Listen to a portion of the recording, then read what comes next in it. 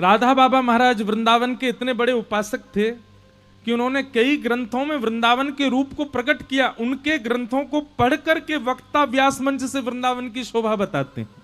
उनके ग्रंथों को पढ़कर के लोग वृंदावन के साधक हो जाते हैं। उनके ग्रंथों को पढ़कर के लोग वृंदावन का अखंड वास ले लेते हैं। पर राधा बाबा स्वयं कभी वृंदावन नहीं गए। क्यों?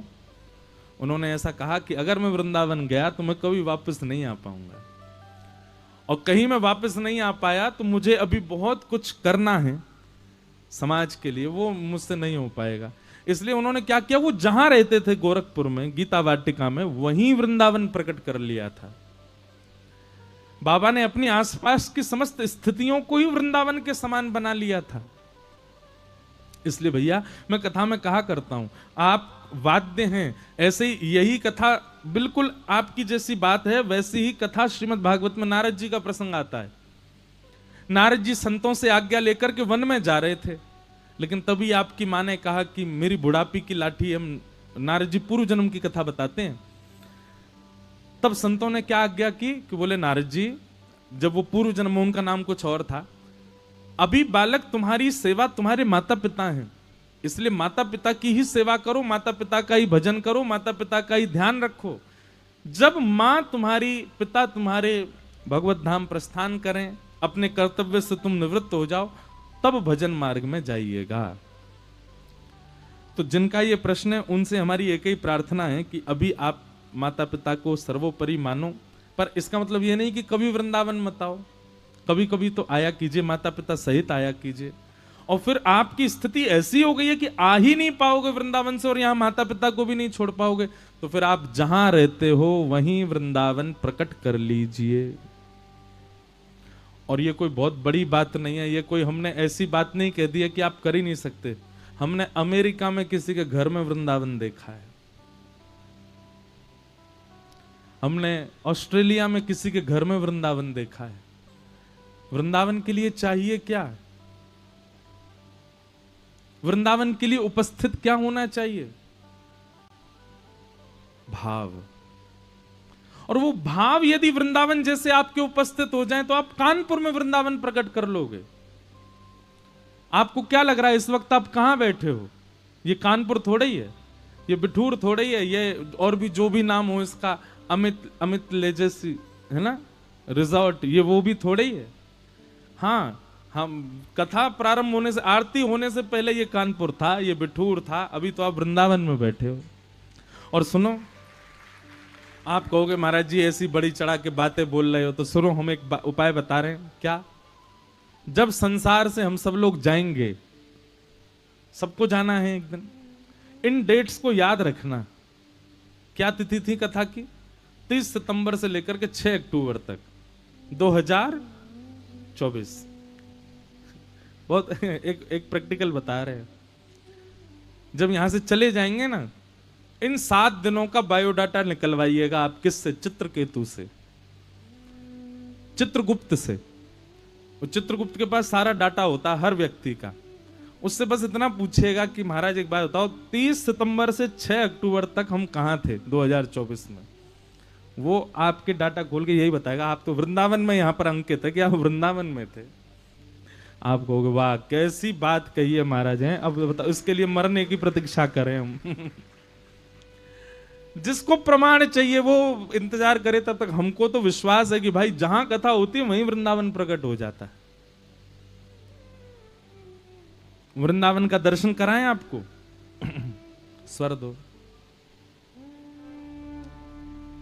श्यामा हृदय कमल सो प्रगट्यो, श्यामा हृदय कमल सो प्रगट्यो, और श्याम हृदय कुभार, वृंदावन प्यारो वृंदावन, वृंदावन प्यारो वृंदावन। देखो वो 5-6 को दिख गया वृंदावन, खड़े हो गए अपने आप। ये देखो ये आ गया वृंदावन। अभी 2-4 पंक्ति और गाई हमने, यहीं वृंदावन प्रकट हो जाएगा। सब सुख सागर रूप जागर, रहे वृंदावन धाम। मैया आप जहां बैठी हो, ओ मैया सुनो नो, जहां बैठी हो वही वृंदावन है। वो छोड़ के आ गई आप कानपुर में, वहीं जाओ। हाँ, जहां बैठे हो वही वृंदावन है। सब सुख सागर रूप उजागर रहे वृंदावन धाम। हाँ, प्यारो रहे वृंदावन धाम, प्यारो रहे वृंदावन धाम। हे रूप गोस्वामी प्रगट कियो जहाँ, रूप गोस्वामी प्रगट कियो, श्री रूप गोस्वामी प्रगट कियो जहाँ, रूप गोस्वामी प्रगट कियो, राधा गोविंद रूप निधान, वृंदावन प्यारो वृंदावन, प्यारो वृंदावन। हे श्री वृंदावन मेरो वृंदावन, श्री वृंदावन प्यारो वृंदावन। रूप गोस्वामी प्रगट कियो जहाँ, रूप गोस्वामी प्रगट कियो, राधा गोविंद रूप निधान, वृंदावन मेरो वृंदावन, वृंदावन मेरो वृंदावन। हे श्री वृंदावन मेरो वृंदावन, श्री वृंदावन मेरो वृंदावन। सब सुख सागर रूप जागर बिहरत निस दिन कुंज गलन में, ब्रज जन मन सुख धाम, बिहरत निस दिन कुंज गलन में, ब्रज जन मन सुख धाम। देखो अगल बगल में एक नजर घुमा के देखो, है क्या वृंदावन प्रकट? बोलो वृंदावन बिहारी लाल की। हे बिहरत निस दिन कुंज गलन में, ब्रज जन मन सुख धाम, बिहरत निस दिन कुंज गलन में, ब्रज जन मन सुख धाम। हे मदन मोहन को रूप निरख के, मदन मोहन को रूप निरख के, श्री मदन मोहन को रूप निरख के, मदन मोहन को रूप निरख के, सनातन बल बल जाए, वृंदावन प्यारो वृंदावन, वृंदावन प्यारो वृंदावन। हे श्री वृंदावन मेरो वृंदावन, श्री वृंदावन मेरो वृंदावन। मदन मोहन को रूप निरख के, मदन मोहन को रूप निरख के, सनातन बल बल जाए, वृंदावन मेरो वृंदावन, वृंदावन मेरो वृंदावन। हे श्री वृंदावन मेरो वृंदावन, वृंदावन मेरो वृंदावन। हे गोपी ग्वाल सब ही और धारे, प्यारो गोपीनाथ, गोपी ग्वाल सब ही और धारे, प्यारो गोपीनाथ। हे प्यारो प्यारो गोपीनाथ, प्यारो प्यारो गोपीनाथ। हे मधु पंडित जिन कंठ लगायो, मधु पंडित जिन कंठ लगायो, श्री मधु पंडित जिन कंठ लगायो, मधु पंडित जिन कंठ लगायो। और है रही जय जयकार, वृंदावन प्यारो वृंदावन, वृंदावन प्यारो वृंदावन। हे श्री वृंदावन मेरो वृंदावन, श्री वृंदावन मेरो वृंदावन। मधु पंडित जिन कंठ लगायो, मधु पंडित जिन और है रही जय जयकार, वृंदावन प्यारो वृंदावन, वृंदावन प्यारो वृंदावन। हे श्री वृंदावन मेरो वृंदावन, वृंदावन मेरो वृंदावन। बोलो वृंदावन बिहारी लाल की। बैठ जाओ, बताओ हुआ वृंदावन प्रकट? अभी तीन ठाकुर तो प्रकट है गए, 4 को कथा के विश्राम में प्रकट करेंगे हैं? तो हम ये बात क्या कहना चाह रहे हैं? आप गाड़ी में बैठ करके, ट्रेन में बैठ करके 350 किलोमीटर होगा यहां से वृंदावन, 350 किलोमीटर आप चल करके आप वृंदावन में प्रवेश करते हैं, बहुत ध्यानपूर्वक सुनिए सब लोग, इधर देखो। आप 450 किलोमीटर ट्रेवल करके जाते हैं तो आपका तन वृंदावन में प्रवेश करता है, पर मन तो हमारे वश में, और मन जब चाहे तब वृंदावन को वहीं उपस्थित कर सकता है जहां हम हों।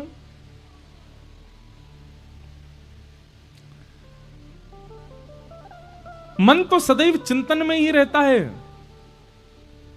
मन का स्वभाव स्वरूप क्या है? पानी रखते जाओ, जल्दी कथा सुनो, कथा में ध्यान लगाओ। मन का स्वरूप स्वभाव क्या है? आप में से कितने लोग हरिद्वार गए? हाथ ऊपर करो। सब गए लगभग, ठीक है। अभी एक क्षण के लिए नेत्र बंद करके आप लोग स्मरण करो, हरिद्वार कैसा है, हर की पौड़ी कैसी है, गंगा जी कैसी हैं, सुंदर गंगा जी का स्पर्श कैसा है, वहां का जहां हम रुके थे वो स्थान कैसा था, आश्रम कैसा था, पहाड़ कैसे थे। एक क्षण में आपके यहीं बैठे बैठे मन में ही हरिद्वार प्रकट हो गया। इसको कहते हैं मानसी चिंतन। और मानसी चिंतन कई बार आपके तन के चिंतन से अधिक श्रेष्ठ होता है। आप यदि तन से वृंदावन नहीं जा सकते तो आप मन से वृंदावन का स्मरण करो, मन से वृंदावन की स्थिति में जाओ। और मन से वृंदावन उपस्थित होना, मन से वृंदावन जाना, यह तन से जाने से लाख गुना ज्यादा श्रेष्ठ है। लोग तन से चले जाते हैं पर मन उनका लग ही नहीं रहा वृंदावन में, वो क्या फायदा उसका? फिर मन से वृंदावन प्रविष्ट हो।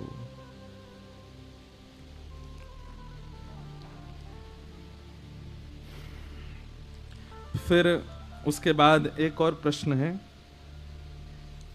आपका प्रश्न भी है, महाराज जी वृंदावन की दिन रात याद करती हूँ, कभी भी वृंदावन नहीं विसरता, बहुत विरह होता है। आपके पद सुनती हूँ तो आंसू आ जाते हैं, क्या करूं प्रभु कृपा उपाय बताएं। आप जिस स्थिति में हैं, इस स्थिति में आने के लिए बड़े बड़े साधक तरसते हैं। जिनका ये प्रश्न था अंतिम कि वृंदावन भूला नहीं जाता, और पद सुनते ही नेत्र सजल हो जाते हैं, अच्छे अच्छे साधकों की यह स्थिति नहीं होती। वृंदावन से दीक्षित होने के बाद, वृंदावन की सेवा होने के बाद भी लोगों का वृंदावन भूल जाता है, छूट जाता है, वृंदावन को याद नहीं रख पाते। लेकिन आपकी स्थिति है तो ये तो कृपा है ठाकुर जी की।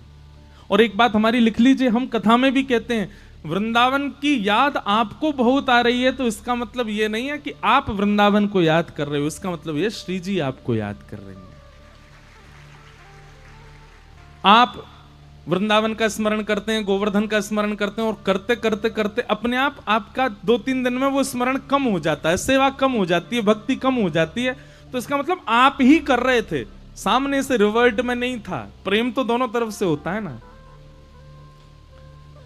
लेकिन आप तो चाह रहे हो कि थोड़ी देर के लिए हम वृंदावन को भूलें, थोड़ी देर के लिए वृंदावन हमारे चित्त से जाए तो हम कुछ और को, पर वृंदावन जा ही नहीं रहा। तो ये बात हमारी लिख लीजिएगा, पत्थर की लकीर है, श्री जी आपको स्मरण करनी, इसलिए वृंदावन का विस्मरण नहीं हो रहा है। ब्रज की गोपियों की यही तो स्थिति है। ध्यान लगा करके यमुना जी के तट पर बैठी हैं, तभी नारद जी महाराज आकर के पूछते हैं, अरे गोपी कौन को ध्यान लगा रही हो? गोपियां कहती हैं, नारद दुनिया के लोग ध्यान लगाते हैं किसी को धारण करने के लिए, हम तो ध्यान इसलिए लगा रही हैं, ये चित्त में नंद जी को लाला ऐसो टेढ़ो सो है कि बस गए हो है, जे ऐसो बैठ गए हो हृदय में आकर के कि जब तक जे बैठो रहेगो हम घर के कोई काम ही ना कर पावे। तो हम तो ध्यान लगा के चित्त में बैठे ठाकुर ते निवेदन कर रही हैं कि तू नेक देर को लाला हमारे चित्त से बाहर चलो जा तो हम घर के काम करें। दुनिया के लोग ठाकुर जी का ध्यान धरते हैं कि वो चित्त में आ जाए। तो ब्रज की गोपियां क्या कहती हैं? बोले हम ध्यान करके ठाकुर जी तो कह रही नेक देर को बाहर चलो जा लाला, ताकि हम घर के काम करें। 24 घंटा चित्त में ही बैठो रे।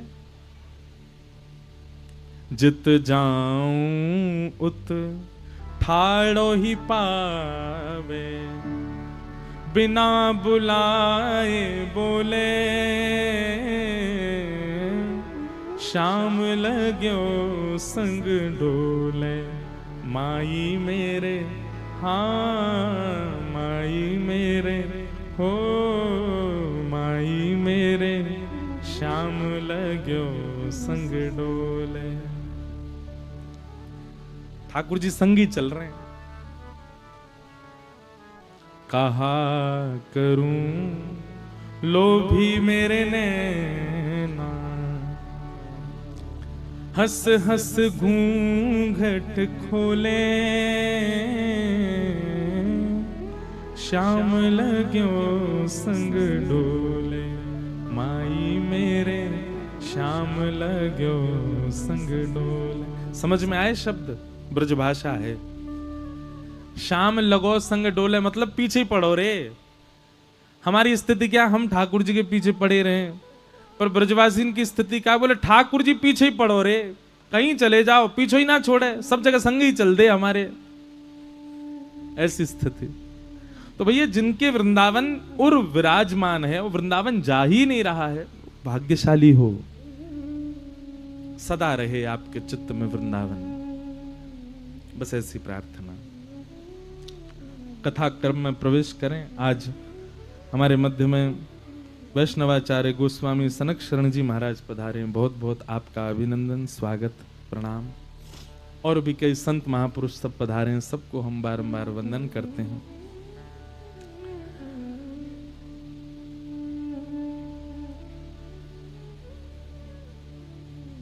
सौनकादि ऋषि सनत कुमारों से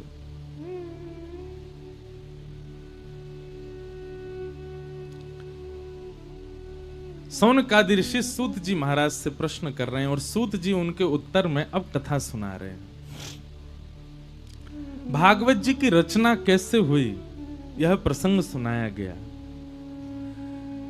श्री वेदव्यास जी महाराज ने अनेक ग्रंथों की रचना की। वेदव्यास जी महाराज ने चारों वेदों की रचना की, पर इन सबसे वेदव्यास जी के चित्त को संतोष नहीं हुआ। कोई भी कार्य करने में सुख की कामना नहीं होनी चाहिए, संतोष की कामना होनी चाहिए, संतुष्टि की कामना होनी चाहिए। हां, संतुष्ट हुए। भोजन हम कब तक करते हैं? जब तक हमको संतुष्टि ना हो जाए, जब तक हमारी क्षुधा निवृत्त ना हो जाए। ऐसे वेदव्यास जी महाराज ने अनेक ग्रंथ लिख दिए, लेकिन उनके मन को संतोष नहीं हुआ। उनके चित्त को ऐसा लग रहा है कि अभी भी कुछ अधूरा तो रह गया है। तब वेदव्यास जी महाराज के यहां श्री नारद जी का आगमन हुआ और नारद जी महाराज ने आकर के वेदव्यास जी से निवेदन करते हुए कहा कि हे व्यास जी, आपके चित्त को शांति ना मिलने का कारण मुझको पता है। व्यास जी बोले, बताओ क्या है कारण? मैंने इतने ग्रंथ लिख दिए, इतने पुराण लिख दिए, मेरे चित्त को शांति क्यों नहीं है? तब नारद जी महाराज वेदव्यास जी से कहते हैं, हे व्यास जी, कि भवतानुदित प्रायम यशो भगवतो मलम ये नैवासो न तुष्येत मन्ये तद्दर्शनम खिलम कि न यद्वचश्चित्रपदं हरिर्यशो जगत् पवित्रं प्रगणित करहिचित् तद्वायुषं तीर्थमुशन्ति मानसाः न यत्र हंसा निर्मन्तु शिक्षया। बहुत ध्यान पूर्वक सुनिएगा। नारद जी महाराज कहते हैं, भगवान, आपने जितने भी ग्रंथ लिखे, जितने भी पुराण लिखे, जितने भी आपने शास्त्र लिखे, वेद लिखे, इन सब रचनाओं से आपको संतुष्टि नहीं है। इसके पीछे एक ही कारण है। क्या? आपने भगवान के ऐसे यश को नहीं लिखा जिस यश को सुनकर के सुनने वाले को भगवान से प्रेम हो। बहुत ध्यानपूर्वक सुनिएगा बात। आपने जितने भी ग्रंथ आदियों का निर्माण किया है, सब सुनने के बाद में ठाकुर जी में श्रद्धा हो सकती है, ठाकुर जी में निष्ठा हो सकती है, ठाकुर जी में आस्था हो सकती है, ठाकुर जी में विश्वास हो सकता है, पर ठाकुर जी में प्रेम नहीं हो पा रहा है। आस्था होना, श्रद्धा होना, विश्वास होना, समर्पण होना, ये एक विषय है, और प्रेम होना ये अलग विषय है।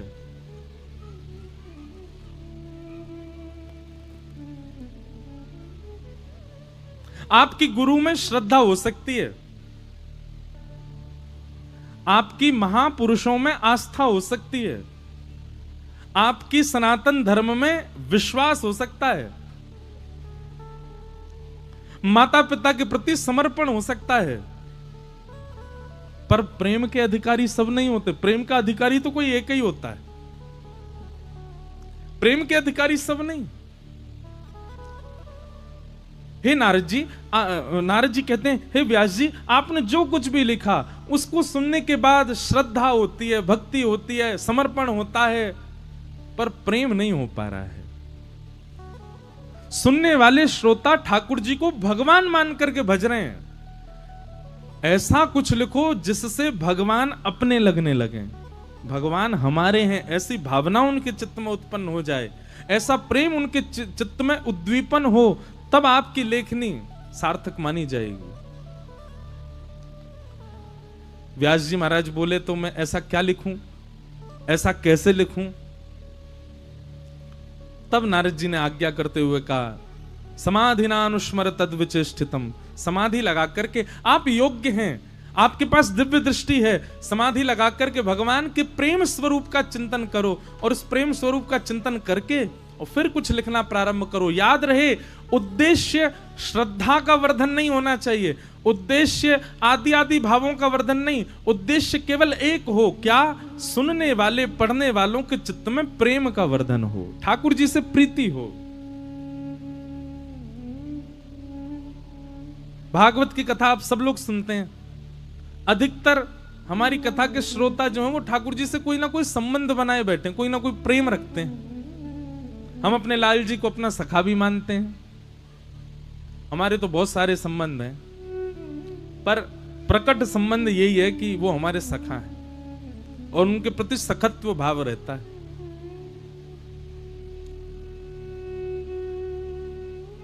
लेकिन ये सखा का भाव कब प्रकट हो सकता है? जब प्रेम हो। बताओ, आप सबके मित्र होंगे, सबके सखा होते, सखा में श्रद्धा होती है क्या? श्रद्धा नहीं होती, सखा में प्रेम होता है। हाँ, वो बात अलग है कि श्रद्धा, विश्वास, समर्पण आदि आदि इन सब सिद्धियों पर चढ़कर के ही आप प्रेम के पास पहुंच पाओगे, आप प्रेम की स्थिति में आ पाओगे। प्रारंभिक स्थिति में ही प्रेम चित्त में आ जाए, ऐसा संभव नहीं होगा।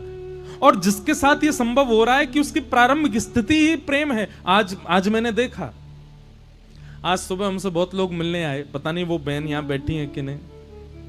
एक बहन हमसे मिलने के लिए आई, सबसे आगे ही बैठी थी, और वो कौन थी? वो मुसलमान थी। ठाकुर जी से बहुत प्रीति उनकी, बहुत प्रेम। वो जितनी देर सामने बैठी रही, उनके नेत्रों के अश्रु बंद नहीं थे। मुझे तो पता ही नहीं था, पर जब उनके बगल में बैठी एक बहन ने मुझसे कहा, महाराज जी इनकी बात सुनो। मैंने कहा, हाँ जी कहो। तब उन्होंने बताया, बोले मैं मुसलमान हूं। तब मन में एक बात तो आई कि मेरे आपके चाहने से हमको कृष्ण से प्रेम नहीं हो सकता, हमको ठाकुर जी से प्रेम उनके चाहने से ही हो सकता है।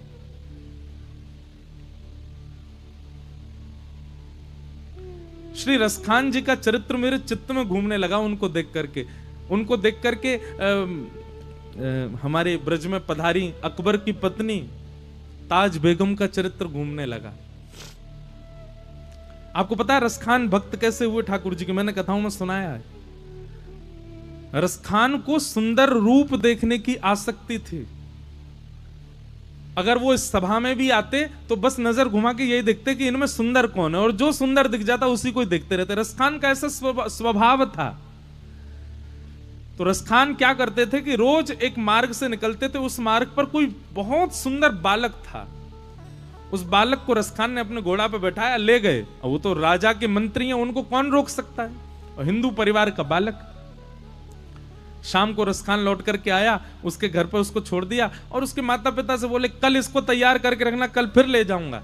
बोले, आप क्यों ले जाओगे? बोले, खुदा ने इसको कितने कितने कितने चुन करके इसके नैन नक्श बनाए, इसका रूप बनाया है, मैं तो इसको बहुत निहारना चाहता हूं, तुम इसको तैयार रखना। घर वाले तो घबरा गए, बोले रोज हमारे बालक को ले जाता है। एक दिन ब्रज के कोई रसिक गए थे, उनसे इस बात को कहा कि बोले रोज रसखान हमारे बेटा को ले जाता है। क्यों ले जाता है? बोले उसको रूप देखने का शौक है, वो रूप के प्रति आसक्त रहता है। बोले कल उसको हमसे मिलवाना। दूसरे दिन रसखान जैसे आया तो वो ब्रज के जो साधक गए थे उन्होंने कहा भैया तुम इस बालक को रोज ले जाते हो, पर तुमने हमें लगता है इससे बढ़िया बालक नहीं देखा अभी। रसखान बोला मैंने दुनिया की सुंदरता देखी है, मैंने सुंदर से सुंदर व्यक्ति देखे हैं, मैं लिख करके कलम तोड़ के कह सकता हूं इस बालक से सुंदर इस ब्रह्मांड में कोई नहीं होगा। तो ब्रज के साधक ने कहा हम दिखाते हैं, इधर आओ। रसखान गया, अपने झोला में से नन्हे से गोपाल जी मंद मंद मुस्कुरा रहे हैं, दो दतुइयां दिख रही हैं, घुंघराले केश हैं, ऊपर बैणी गूंथ रखी है, उसमें सुंदर मोर पिछ लगा है, हाथन में माखन लगा है, थोड़ा थोड़ा माखन मुख पर सना हुआ है। ऐसे ठाकुर जी का मधुर स्वरूप जैसे ही अपने झोला से निकाल करके रसखान को दिखाया, रसखान कहने लगे ये बालक कहां मिलेगा? बोले वास्तव में ये बालक है? बोले हाँ है। कहां है? बोले वृंदावन में है। अच्छा किनका बेटा है? बोले इसके माता पिता का नाम है नंद बाबा और यशोदा मैया। इसके बड़े भैया हैं, उनका नाम है बलभद्र भैया। वृंदावन में रहता है, टेढ़ी चाल चलता है, गैया चराता है, घर घर से माखन चुरा के खाता है। और इसी को देखने के लिए वृंदावन में भीड़ पड़ी है।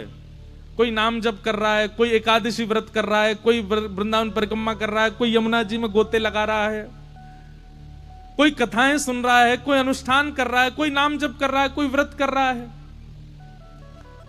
रसखान के चित्त में आ गया, बोले इन सबसे पहले मैं प्राप्त करूंगा इसको। तो अब रसखान गए तो इस भावना से थे कि एक सामान्य बालक है। और वृंदावन पहुंच करके रसखान की जो स्थिति हुई, आपको रसखान ने दीक्षा भी ली थी। गुसाई श्री विठलनाथ जी, श्री वल्लभाचार्य जी के सुपुत्र गुसाई श्री विठलनाथ जी से ब्रह्म संबंध लिया था रसखान ने। क्यों? बोले रसखान श्री कृष्ण को प्राप्त करने के लिए किसी भी हद तक जा सकता है। ये नियम करना, पालन करना, नियमों का पालन करना, ये सब क्या है? भगवत प्राप्ति के लिए ही तो कर रहे हैं हम सब लोग। तिलक लगा रहे हैं, परिक्रमा लगा रहे हैं, नाम जप कर रहे हैं, साधन कर रहे हैं, एकादशी कर रहे हैं, कंठी पहन रहे हैं। इन सब के पीछे कारण क्या है? कृष्ण प्राप्ति। बस हम लोग भक्त बन के करते हैं। रसखान जो था वो उसको बस एक प्रेमी बन करके एक हद पार करना चाह रहा था कि मैं कैसे भी इस बालक से मिलूं। और उन्हीं क्रियाओं को करते करते करते करते रसखान परम साधक हो गए।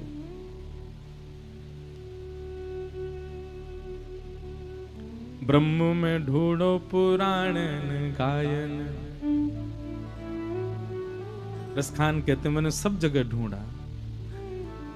बहुत सुंदर पंक्तियां हैं रसखान की। देखो दूरों एक कुंज कुटीर में, रहो पलोटत राधिका पायन। रसखान कहते हैं ब्रह्म में ढूंढो पुराणन गायन। मैंने पुराणों में ढूंढा, मैंने सब जगह ढूंढा, मुझे ब्रह्म नहीं मिला। ना बतायो लोग लुगायन। चलते फिरते आदमियों से पूछता, तुमने नंद नंदन को देखा? तुमने यशोदा के लाला को देखा? तुमने कन्हैया को देखा? किसी ने नहीं बताया। तो फिर किसी ने कहा रसखान, तो फिर तुमको ठाकुर जी नहीं मिले? बोले मिले। बोले एक दिन मिल गए। बोले कहां? देखो दूरो वह कुंज कुटीर में। सब जगह ढूंढते ढूंढते ढूंढते ढूंढते वर्षों बीत गए। जब वर्षों बीतते बीतते एक दिन एक सघन कुंज की ओर मैंने देखा। उस सघन कुंज में रत्न का सिंहासन था। उस रत्न के सिंहासन के ऊपर में परम सुंदरी, परम तेजस्विनी, त्रिलोकी नायिका श्री राधिका रानी बैठी हैं। और उन राधिका रानी के श्री चरणों में अपने सिर को झुकाए बैठो दूरो वह कुंज कुटीर में, रहो पलोटत राधिका पायन। किशोरी जी के श्री चरणों में मैंने श्याम सुंदर को बैठे हुए देखा। वहां मैंने पर ब्रह्म को देखा। ऐसे श्री रसखान। क्या कहोगे रसखान के लिए? कैसे वो भक्त हो गया ठाकुर जी का? वो भी इतना बड़ा भक्त, ना ब्राह्मण है ना हिंदू है, कुछ नहीं है। क्योंकि ठाकुर जी चाहते थे कि वो मुझसे प्रेम करे। इसीलिए हम चीख चीख करके गला फाड़ फाड़ के कहते हैं, ये आपको कृष्ण यदि एक बार भी प्रिय लग गए हैं उसी समय खुश हो जाइए, क्योंकि आपको यदि वो प्रिय लगे हैं तो इसका मतलब यही है कि उनको आप प्रिय लग गए हो, उनको आप भा गए हो। नहीं तो उनके भाई बिना आपको वो नहीं भा सकते। भाई लाखों लोग वृंदावन जाते हैं, सब वृंदावन के होके नहीं रह जाते। हजारों लोग बिहारी जी का दर्शन करते हैं, राधारमण लाल जी का दर्शन करते हैं, पर हजारों में से 10 या 100 ही राधारमण जी के होके रह जाते हैं। क्यों? क्योंकि उन 100 को राधारमण जी भा गए, वो 100 राधारमण जी को भा गए। आज मैंने देखा जब वो बहन सुबह आई और उनके नेत्रों के अश्रु भाव और ठाकुर जी के प्रति जो प्रीति, ठाकुर जी के प्रति जो प्रेम उन्होंने बताया, तो उनको देख करके यही चित्त से शब्द निकल रहा था कि इन्होंने नहीं चुना है ठाकुर जी को, ठाकुर जी ने चुना है इनको। मैं तो कहीं में जाओ लाल जी को बार बार प्रणाम करके जाइयो, और तिलक लगा के आई थी, बहुत अच्छा लगा। भागवत जी के निर्माण का यही उद्देश्य था, भगवान के प्रति आस्था, विश्वास, श्रद्धा, ये तो सबके चित्त में आ जाता है, पर प्रेम ये सबके चित्त में नहीं आता। प्रेम उसी के चित्त में आता है जिससे ठाकुर जी चाह रहे हो कि मुझे प्रेम हो। और यह स्थिति कैसे बने कि ठाकुर जी के चित्त में यह आ जाए कि वो हमसे प्रेम कर लें? भागवत जी की कथा श्रवण करके जैसे जैसे भागवत जी में नियम बताए गए वैसा वैसा अपना निर्माण कर लो ठाकुर जी से, ठाकुर जी को आपसे प्रेम हो जाएगा। लिख लीजिएगा हमारी एक बात, भजन साधन इसलिए नहीं करना है कि हमको ठाकुर जी से प्रेम हो, भजन साधन कथा इसलिए सुननी है कि हमारा निर्माण ऐसे हो कि हम ठाकुर जी को पसंद आ जाएं। देखो, जब लड़का पहली बार लड़की से मिलने जाता है, ब्याह से पहले जब दोनों का संबंध पक्का हो जाता है, तो परिवार वाले कहते हैं हाँ भाई अपनी बेटा बेटी को मिलवाओ। उस समय दोनों अपना श्रृंगार कैसा करते हैं? वो इसी भाव से करते हैं। लड़का ऐसे ही बाल काट के जाएगा जो उसकी सबसे बढ़िया हेयर स्टाइल हो, क्यों? उसको पसंद आ जाऊं मैं। सबसे बढ़िया वाली टी शर्ट पहन के जाएगा कि उसको भा जाऊं मैं। सबसे बढ़िया वाला परफ्यूम लगा के जाएगा कि उसको अच्छा लगे। भले ही पूरे दिन पड़ा रहता हो बिस्तर पे, लेकिन उस दिन ऐसा बन के जाएगा टिप टॉप की महाराज, ऐसा लगे कितना सुपात्र है। वैसे तो कमर झुकी रहती है उसकी, पड़ा ही रहता है, लेकिन आज बिल्कुल ऐसा बैठेगा जैसे कितने एटिकेट्स हैं इसके अंदर। चाय भी ऐसे पिएगा जैसे आवाज ही नहीं आवे। आप लोग ये मत सोचना मुझे अनुभव है। अनुभव नहीं है, मैंने भी देखा है, अनुभव तो हुआ नहीं अभी तक। हाँ, हमारे संग जितने इन सब के अनुभव मैंने देखे हैं। क्यों करता है वो ये सब? कि जिस कन्या से मेरा विवाह होने वाला है उसको मैं भा जाऊं। ये कथा सुनना, कथा में बताए गए नियमों का पालन करना, उन नियमों पर चलना, जो मार्ग गुरुजन बताते हैं उनका पालन करना, ये क्यों करते हैं हम? ताकि इन मार्गों पर चल करके, इन नियमों का पालन करके हम ऐसे बन जाएं कि ठाकुर जी को हम भा जाएं, ठाकुर जी को हम प्रिय लग जाएं। और एक बार ठाकुर जी को यदि हम प्रिय लग गए तो निश्चित है कि प्रेम लक्षणा भक्ति प्रकट हो जाएगी, फिर उनके ही रहेंगे हम कथा में गाया करते हैं, श्याम सुंदर सदा हमको प्यारे रहे, हम उन्हीं के रहे वो हमारे रहे। श्याम सुंदर सदा हमको प्यारे रहे, हम उन्हीं के रहे वो हमारे। देखो, अब हमारे मन में ऐसे ही उदाहरण आते हैं जिससे छोटे छोटे बच्चे, युवा बालक समझें। जैसे किसी विवाह में आप गए और विवाह में आपने जाकर के देखा, अब बहनें जो होती हैं वो क्या करती हैं, बहनों ने जाके देखा कि देखो दुल्हन कितनी बढ़िया लग रही है, कितनी सुंदर लग रही है। सो वो क्या करती, पूछती है इसने अपना मेकअप कहाँ करवाया था, इतनी बढ़िया कहाँ से लग रही है। फिर बताएं, कानपुर में वो वाली शॉप है वहां से करवा के आई, इसीलिए इतनी बढ़िया लग रही है। तो फिर सब वहीं भागती हैं, हम भी वहीं करवा के जाएंगे, बढ़िया लगेंगे। ठीक वैसे ही मीराबाई को देख करके हमारे चित्त में आया, इनको ठाकुर जी, ये ठाकुर जी के कैसे हो गए। सूरदास जी को देख करके हमारे मन में आया, ये ठाकुर जी के कैसे हो गए। ये कुम्मन दास, हितरवंश महाप्रभु, स्वामी श्री हरिदास, श्री रत्नावती जी, ये सब ठाकुर जी के कैसे हो गए। बोले भैया, इनने श्रीमद् भागवत जी श्रवण करी थी और भागवत जी श्रवण करके भागवत के मार्गों को इन्होंने पालन किया, इसलिए ठाकुर जी के प्रिय बन गए। तभी हम लोग भी सब भागवत जी में आ गए। हम भी भागवत जी का श्रवण कर रहे हैं, ताकि जिन मार्ग पर चल के हमारे मीराबाई ने, सूरदास जी ने, तुलसीदास जी ने, कुम्भन दास जी ने, सूरदास जी ने ठाकुर जी को प्राप्त किया। भौंदू क्या करता था, कल कथा सुनी थी ना, कथा ही तो सुनता था अपने गुरुदेव से, और उसी की कृपा से उसको ठाकुर जी मिल गए। इसीलिए हम भी आए कथा में, ताकि यहाँ बताए गए मार्ग पर हम चलें और हमको भी ठाकुर जी मिले। गाओ भाव से। श्याम सुंदर सदा हमको प्यारे रहे, हम उन्हीं के रहे, वो हमारे रहे। श्याम सुंदर सदा हमको प्यारे रहे, हम उन्हीं के रहे, वो हमारे। सब लोग गाओ। जिस डगर से मुरलिया की धुन आएगी, जिस डगर से मुरलिया की धुन आएगी, जिस डगर से मुरलिया की धुन आएगी, जिस डगर से मुरलिया की धुन आएगी, उस डगर पे उमरिया ये कट जाएगी, उस डगर में उमरिया ये कट जाएगी, उस डगर में उमरिया ये कट जाएगी, उस डगर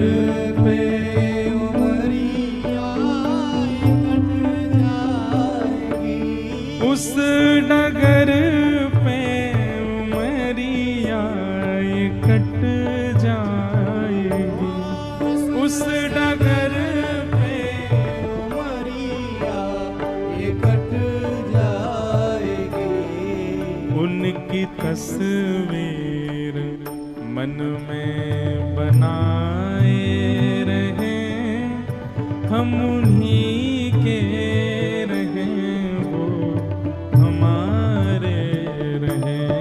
श्याम सुंदर सदा हमको प्यारे रहे, हम उन्हीं के रहे, वो हमारे रहे। श्याम सुंदर सदा हमको प्यारे रहे, हम उन्हीं के रहे, वो हमारे रहे।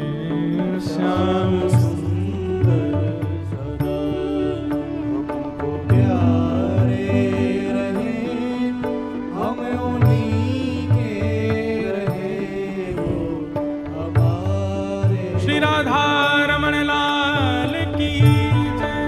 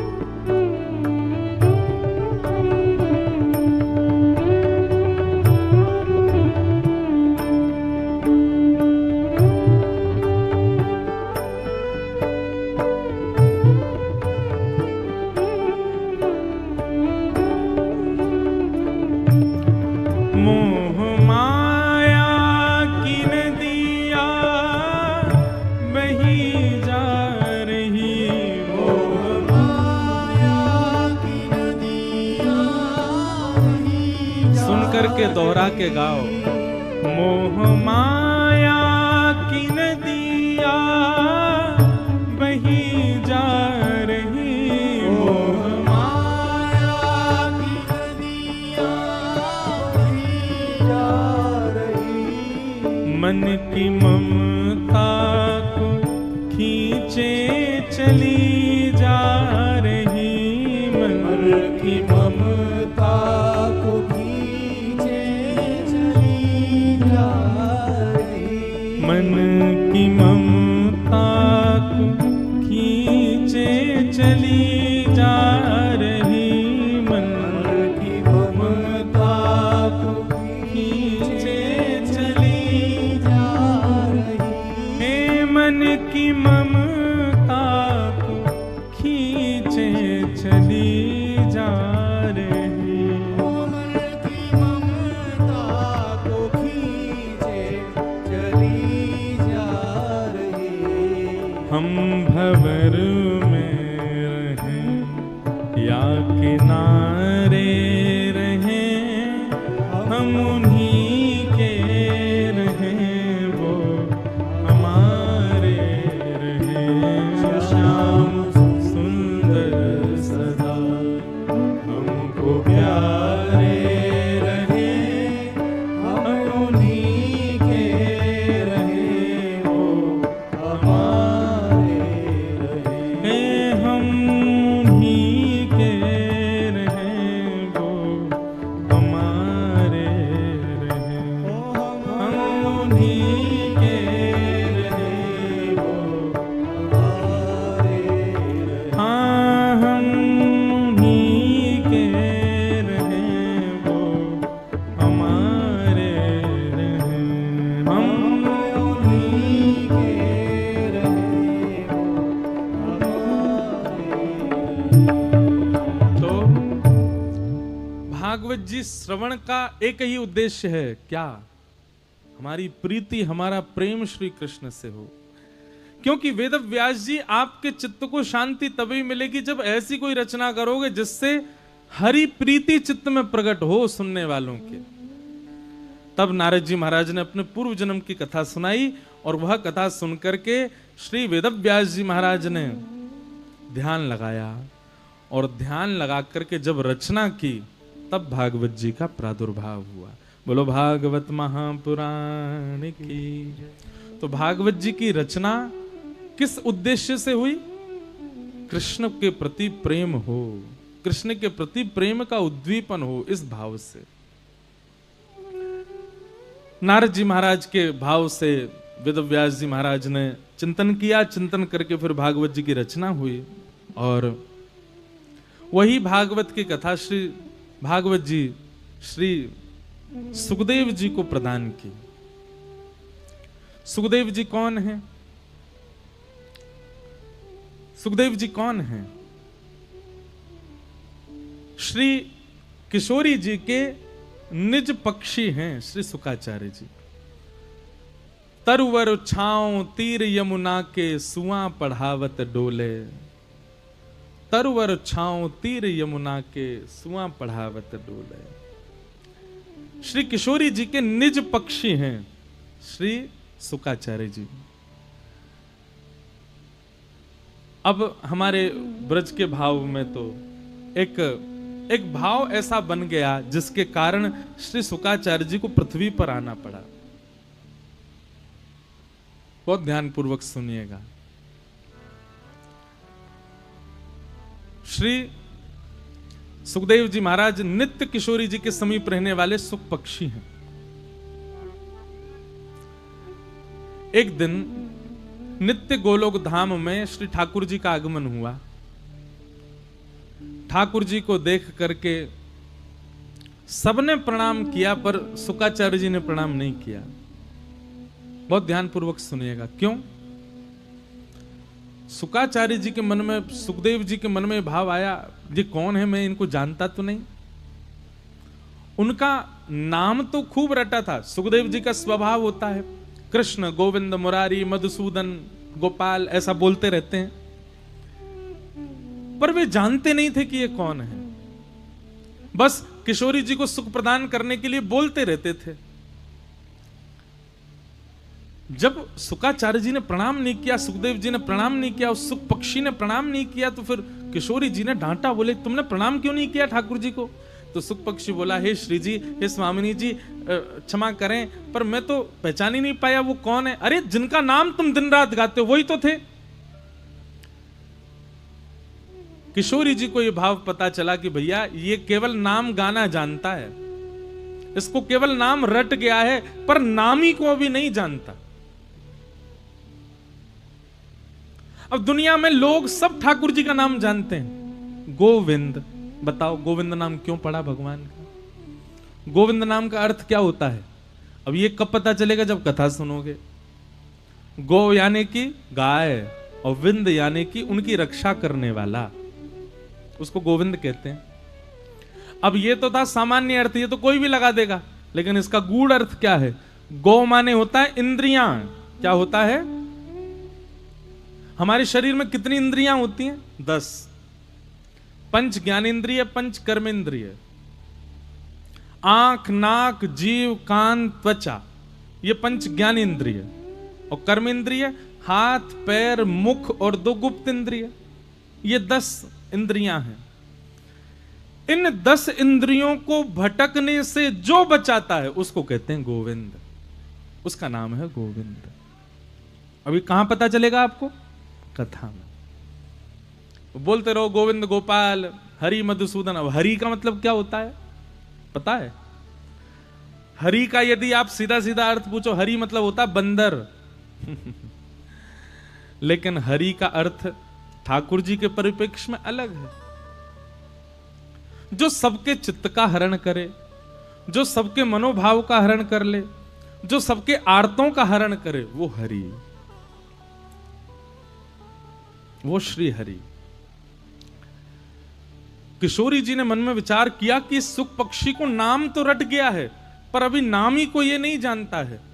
तब किशोरी जी ने आज्ञा की, अगर तुमको हमारे पास रहना है, हमारे संग रहना है, तो फिर श्री कृष्ण जिनका तुम नाम गाते हो उनको पहले पहचान के आओ, उनको पहले जान के आओ। तब शुकाचार्य जी महाराज पृथ्वी पर आए। पृथ्वी पर आपने प्रथम भागवत की कथा, अमर कथा महादेव से श्रवण की। महादेव थोड़े नाराज हो गए, क्यों? व्यासपीठ के पीछे बैठ के सुन रहे थे, तो महादेव त्रिशूल लेकर के भागे।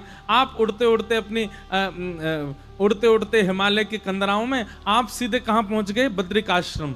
बद्रीनाथ में जाकर के आपने क्या किया?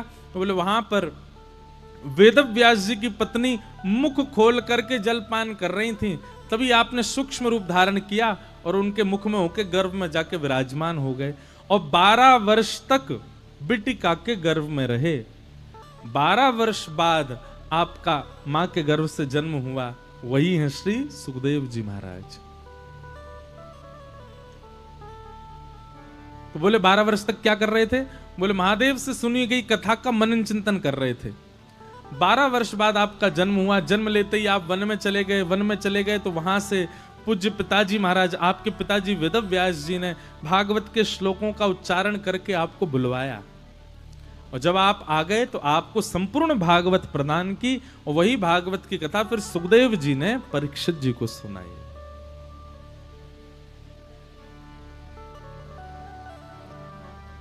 सुखदेव जी को सुनाई, सुखदेव जी ने परीक्षित को सुनाई। अब यहां पर सब लोग प्रश्न करने लगे, ये परीक्षित कौन है? इनको 7 दिन में मरने का श्राप क्यों लगा? कृपा करके हमको इसके बारे में विस्तार से बताओ। और अब यहां से महाभारत का प्रसंग प्रारंभ होता है, बहुत ध्यान से सुनिएगा। परीक्षित कौन है? हम आप सब परीक्षित हैं, और हम आप सब लोगों को 7 दिन में मरने का श्राप लगा है। हम सबको 7 दिन में ही मरना है। वो बात अलग है कि दिन वो 7वां कब आएगा ये नहीं पता, पर हैं 7 ही दिन। 7 दिन के चक्र में ही हम सब बंधे हैं। बहुत ध्यानपूर्वक सुनना। महाभारत का प्रसंग मैंने बहुत कथाओं से विस्तार से कहा नहीं, आज कहूंगा, इसलिए भाव से सुनना। कि यदा मृधे कौरव संजयानां वीरेस्वथो वीरगतिं गतेषु ब्रकोदरा विग्ध गदा विमर्श भृगनूरुदंडे धृतराष्ट्र पुत्रे। बहुत पहले की बात है, एक बार एक गांव में हमारी कथा हुई। ब्रज के पास ही एक गांव था, तो वहां हमने ऐसे ही कहा कि हम अब महाभारत का प्रसंग सुनाएंगे। तो एक गांव के बूढ़े बुजुर्ग कथा के बाद मेरे से मिलने आए। मैंने कि कहो बाबा। बोले व्यास जी, हमने तो आपको बुलायो कि आप हमको भागवत सुनाओ, आप तो महाभारत सुना रहे हो। मैंने कि बाबा मैं महाभारत नहीं सुना रहा हूं, परीक्षित जी का परिचय दे रहा हूं। उस परिचय के लिए थोड़ी महाभारत कह रहा हूं। और महाभारत की कथा भागवत में नहीं है, महाभारत के विश्राम से कथा शुरू होती है। एक बार एक गांव में कथा हुई, वहां मैंने वृत्रासुर की स्तुति सुनाई। तो जैसी वृत्रासुर की स्तुति सुनाई तो मुझसे पहले 6 बार कथा और हो चुकी थी वहां पर किसी और की। तो जैसे ही मैं नीचे उतरने लगा तो एक बाबा ने वहीं पकड़ लिया। बोले व्यास जी कहीं से भी कथा सुना रहे हो? मैंने की है मतलब? बोले हम 6 साल से कथा सुन रहे हैं, वह व्यास ने तो कभी वृत्रासुर की कथा सुनाई नहीं, तुम कहां से सुना रहे हो? जो भागवत में तो नहीं है। मैंने की बाबा तुम्हारे पाम पर हूं। मैंने की अब मैंने अगर प्रमाणित कर दिया तो उस व्यास के पास जाके पूछना उसने क्यों नहीं सुनाई। मैंने भागवत में कथा है। तो कभी कभी ग्रामीण क्षेत्र में कथा होती है ना, तो वहां के लोगों से बड़े आनंद आते हैं। ऐसे ऐसे प्रश्न करते हैं, तर्क अच्छे रहते हैं। तो महाभारत का प्रसंग है छोटा सा, ध्यान से सुनिएगा। और कब का प्रसंग है? बोले युद्ध अपने अंतिम पड़ाव पर चल रहा है। बड़े बड़े वीर अपनी वीर गति को प्राप्त हो चुके हैं। केवल 2 लोगों के बीच में युद्ध चल रहा है। कौन? भीम और दुर्योधन। तभी भीम ने क्या किया? दुर्योधन के मस्तिष्क पर अपनी प्रचंड गदा का प्रहार किया, लेकिन गदा के प्रहार से उसके मस्तिष्क पर कोई असर नहीं पड़ा। क्यों? कथा सबको पता होगी। दुर्योधन का जो अंग है वो लोह अंग है, लोहे का है। तभी भीम ने भगवान की ओर देखा, अर्जुन के रथ पर बैठे हुए श्री कृष्ण की ओर देखा। भगवान श्री कृष्ण ने इशारा किया, ऐसे 3 बार थपथपी देकर के मानो उसको कह दिया कि इसकी जंघा पे मारो। भीम ने जैसे ही उसकी जंघा पर प्रहार किया, जंघा टूट गई और दुर्योधन वहीं गिर गया। महाभारत का युद्ध पांडव जीत गए।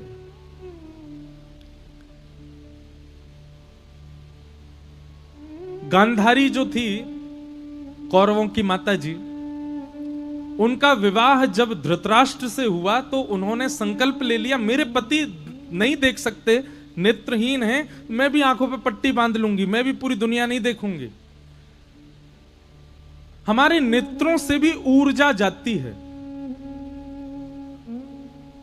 बोलने से, चलने से, कुछ क्रिया करने से और बहुत देखने से भी हमारी ऊर्जा नष्ट होती है। बुरा नहीं मानिएगा, पर बहुत ज्यादा संसार को देखने की इच्छा रखने वाले और बहुत ज्यादा संसारी क्रियाओं को देखने वाले लोगों के चेहरे थोड़े थोड़े से उड़े उड़े से हो जाते हैं। भगवत दर्शन करने वालों को देखो, भगवत आराधन करने वालों को देखो, उनके चेहरे का अलग ही एक नूर जैसा होता है। पर जो बहुत संसारी विषय भोगों का दर्शन करते हैं ना, बहुत ज्यादा संसार के प्रति जिनकी रुचि होती है, उन तेजहीन हो जाता है उनका चेहरा। क्यों? हमारी ऊर्जा नेत्रों से जाती है। इसलिए नेत्रों से भी भैया देखो ठाकुर जी को ही, और या ठाकुर जी के जनों को। तो गांधारी ने नेत्रों पर पट्टी बांध ली। अब उसके नेत्रों की जो ओज थी, उसकी नेत्रों की जो ऊर्जा थी, वो इतनी इकट्ठी हो चुकी थी, और उसके पास में एक दिव्य तेज भी था पतिव्रता नारी का। पतिव्रता नारी है, अपने पति के लिए नेत्रों पर पट्टी बांध ली। इन सबके प्रभाव से गांधारी के नेत्रों में एक ऐसा बल आ गया था कि अब वो जिसको देख लेगी वो लोहे का हो जाएगा। ये बात जब गांधारी को पता चली, उसने अपने पुत्र दुर्योधन से कहा कि तुम निर्वस्त्र होकर मेरे सामने आ जाओ, मैं पट्टी खोल के तुमको देखूंगी। अब तक जितना भी बल मेरे नेत्रों में तेज पुंज जमा हुआ है, उस सबसे तुमको मैं लोहे का बना दूंगी। महाभारत युद्ध में कोई तुमको परास्त नहीं कर पाएगा, और तुम परास्त नहीं होगे तो विजय कौरवों की होगी। दुर्योधन अर्धरात्रि का समय और निर्वस्त्र होकर के जा रहा था अपनी मां से मिलने, तभी द्वारिकाधीश आ गए। हमारे ठाकुर जी बड़े आनंद वाले हैं। जैसे ही सामने से ठाकुर जी आए, अब निर्वस्त्र अवस्था में वो तो जा रहा था, और ठाकुर जी को देख करके छिपने लगा इधर उधर। भगवान बोले, हे अर्धरात्रि में निर्वस्त्र होके कहां जा रहे हो? उसने कहा, ठाकुर जी क्षमा करना, मां ने बुलाया। तो बोले, अरे तो मां के सामने? बोले, मां के सामने तो जा सकते हैं। बोले, तो भाई मां के सामने भी एक आयु होती है, उस आयु तक ठीक है, बाल अवस्था है तब तक तो रहो कैसे भी, पर भाई थोड़ी तो मर्यादा रखो। मां भी देवी का स्वरूप होती है, उसके सामने भी इस प्रकार तो नहीं जाना चाहिए। बोले, मां ने आज्ञा करी। तो बोले, ठीक है, तो मां के सामने जाओ, पर अपने कटी भाग को ढक करके जाओ। केले के पत्ते से ढक लिया। भगवान बोले, अब जाओ। और सुनो, मां को बोलना नहीं, जब देख ले तो अपने आप ही पता चल जाएगा कि ढक के आए हो। और मां की तो ममता है, मां तो चाहती है कि मेरा बालक तो हमेशा छोटा ही है, पर तुम अपनी मर्यादा का पालन करना। दुर्योधन बोला, ठीक है। जैसे ही गया, मां से जाकर बोला, मां मैं आ गया। बोले, और तो कोई नहीं, बस निर्वस्त्र हो ना? बोला, हाँ मां। नेत्र खोल करके जैसे ही देखा, प्रथम दृष्टि में ही एक दिव्य तेज निकला, और दुर्योधन का सर्वांग अंग लोह का हो गया, केवल जंघा रह गई। मां ने कहा, अरे पागल, ये तू क्या करके आया? बोले, मां मुझे शर्म आ रही है, आपके सामने ऐसे तो नहीं आ सकता। बोले, तुम तेरी मां हूं, मुझसे क्या शर्माता है? अब महाभारत युद्ध में अगर तुम्हारी हार का कारण बनेगा तो तुम्हारी जंघा ही बनेगी। एक कारण, जंघा पर प्रहार इसलिए किया। दूसरा कारण, अच्छा मैं क्यों इतना जोर दे रहा हूं जंघा के प्रहार का? क्योंकि धर्म युद्ध में नियम है, नाभि से नीचे आप प्रहार नहीं कर सकते। ये जितने भी युद्ध प्राचीन काल में होते, उसमें नियम होता था कि आप नाभि से नीचे नहीं मार सकते हैं सामने वाले योद्धा को। यदि मारते हैं तो आप अपराधी माने जाओगे। और रोज शाम को युद्ध विराम होता था, सूर्यास्त होते युद्ध रुक जाता था, और आपस में राजा भी बात करते थे, सैनिक भी बात करते थे। ऐसा रूप होता था युद्धों का। उसमें यदि यह देखने में मिलता था कि किसी योद्धा के पैर में बाण मारा गया है, तो फिर राजा को क्षमा मांगनी पड़ती थी, और फिर उसका भी रूप होता था। तो नाभि से नीचे प्रहार करना यह धर्म युद्ध के विरुद्ध था। तो फिर भीम ने क्यों मारा, और वो भी भगवान की आज्ञा से? तो पहला कारण, और कोई उपाय ही नहीं था कौरवों को हराने का, यही उपाय था। दूसरा कारण, जब भरी सभा में कौरव द्रौपदी को निर्वस्त्र कर रहे थे, दुशासन साड़ी खींच रहा था, उस समय चिल्ला चिल्ला करके दुर्योधन कह रहा था हंसते हंसते, जल्दी निर्वस्त्र करो और निर्वस्त्र करके मेरी जंघा पर बैठाओ इसको। उस समय भीम ने प्रतिज्ञा ली थी कि द्रौपदी तो आज नहीं बैठेगी तेरी जंघा पर, लेकिन वचन देता हूं एक दिन मेरी प्रचंड गदा जरूर बैठेगी तेरी जंघा पे। और आज दुर्योधन ने अपनी प्रतिज्ञा को पूरा किया, इसलिए जंघा पर प्रहार किया। लेकिन तभी देवता दौड़े दौड़े नारद जी के पास गए और नारद जी से जाके बोले, ओहो देखो, आपने देखा महाभारत युद्ध में क्या हुआ? नारद जी बोले, क्या हुआ? बोले, भगवान श्री कृष्ण ने धर्म के विरुद्ध आचरण करवाया भीम से, दुर्योधन की जंघा पर प्रहार करवा दिया, जो कि धर्म विरुद्ध था। नारद जी महाराज बोले, अब बीच युद्ध में तो मैं नहीं जा सकता, पर मैं कोई और उपाय ढूंढता हूं। नारद जी दौड़े दौड़े कहां गए? पूरे युद्ध में सब लोग थे, एक व्यक्ति को छोड़ के। महाभारत युद्ध में एक व्यक्ति नहीं था। कौन? बलराम जी। बलराम जी नहीं थे। क्यों? क्योंकि दुर्योधन बलराम जी का शिष्य है। तो कौरव पक्ष में शिष्य, और पांडव पक्ष में भैया। तो बलराम जी असमंजस में पड़ गए, मैं कहां जाऊं, शिष्य का साथ दूं या भैया का साथ दूं। शिष्य के विपरीत में भी नहीं खड़ा हो सकता, गुरु हूं, और भैया के विपरीत में भी नहीं। तो बलराम जी तीर्थ यात्रा पे चले गए, बोले मैं रहूंगा ही नहीं महाभारत युद्ध में।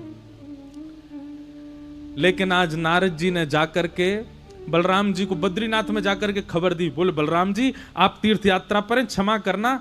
बलराम जी बोले वो सब ठीक है, ये बताओ महाभारत युद्ध में क्या चल रहा है। तो बोले वही तो बताने आया हूं, आपको सुनकर के आश्चर्य होगा, आपका शिष्य परास्त हो गया दुर्योधन।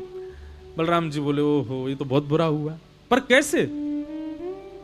बोले ये सुनकर के आपको क्रोध आ जाएगा कि भीम ने उसकी जंघा पर प्रहार किया।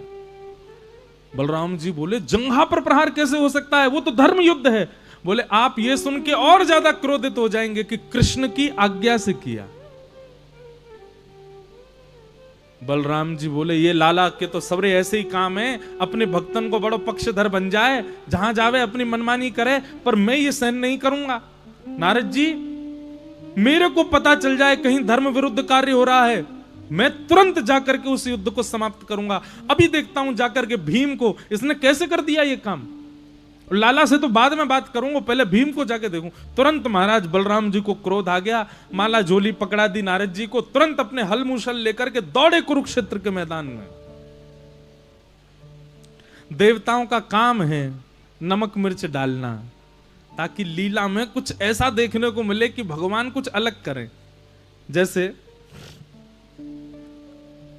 पिक्चर यदि हंसी हंसी हंसी सीधी सीधी मुस्कुराने वाली कोई बना दे तो पिक्चर ज्यादा चलेगी नहीं, तो क्या करो, बोल पिक्चर में नमक मिर्च डालो, उसमें कुछ लड़ाई झगड़ा मार काट हो, कुछ ऐसा हो, तब लोगों को देखने में इंटरेस्ट आता है।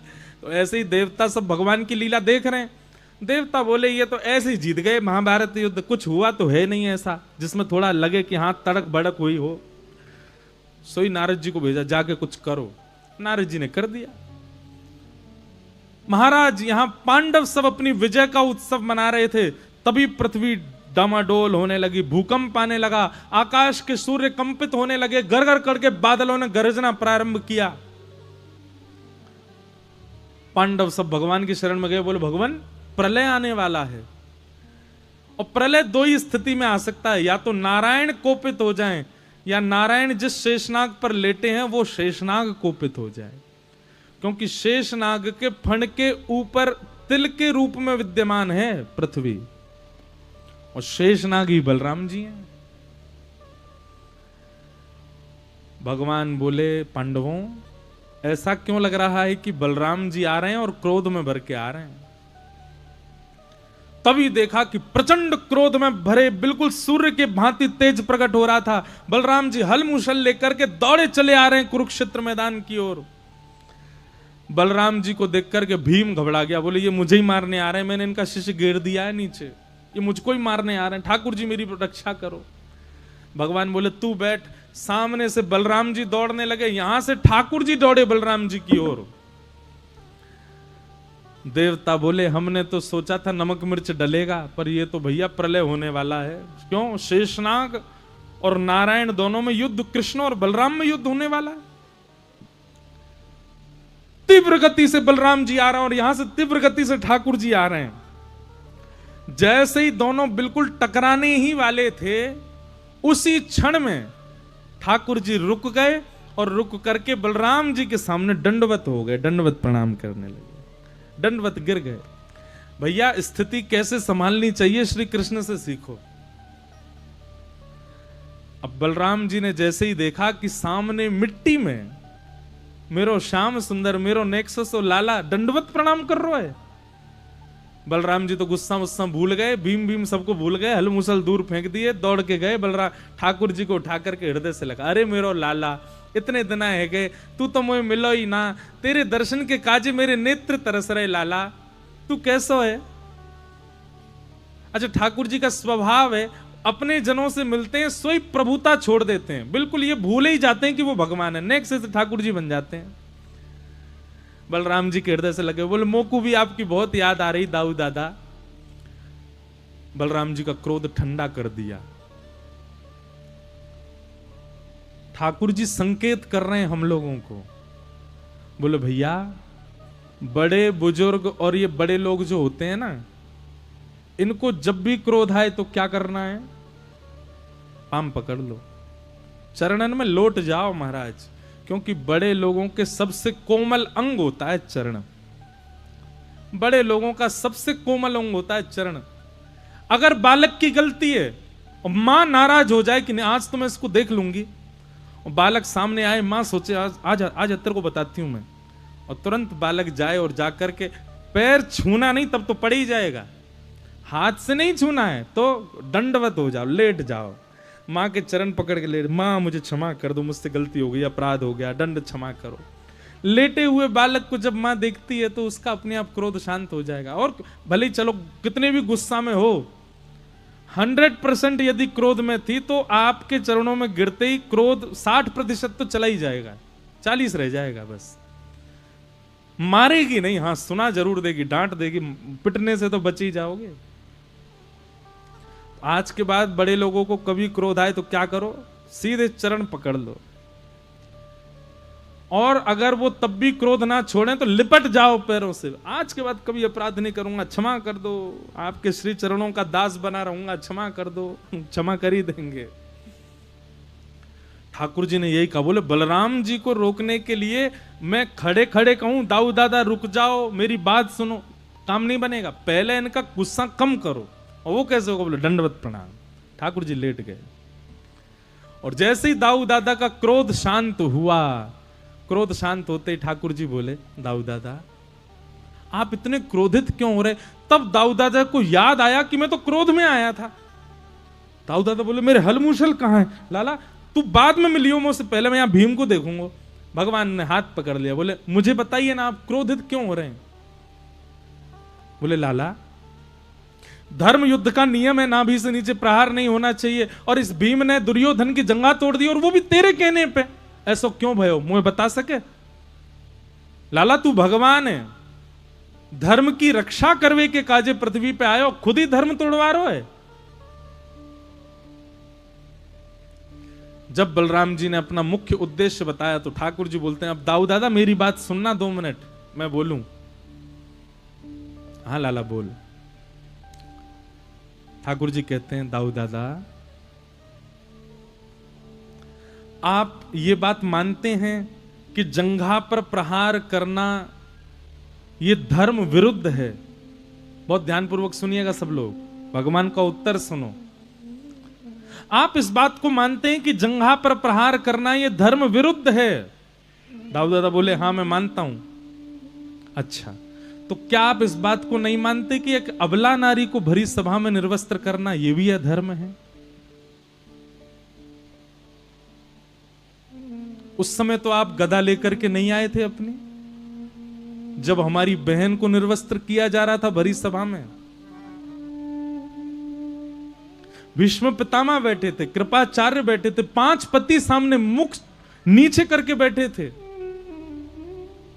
उस समय दुर्योधन चिल्ला चिल्ला करके कह रहा था, अरे दुशासन निर्वस्त्र कर दे, निर्वस्त्र करके। अरे दुर्योधन की कौन लगती है द्रौपदी? भाभी है उसकी, अपनी भाभी जो मां समान है उनको निर्वस्त्र कर रहा था दुर्योधन। उस समय आप नहीं आए गदा लेकर के। उस समय मैंने सभा में आपको नहीं देखा कि आप गदा लेके आए हो और दुर्योधन के ऊपर प्रहार करने लग गए हो।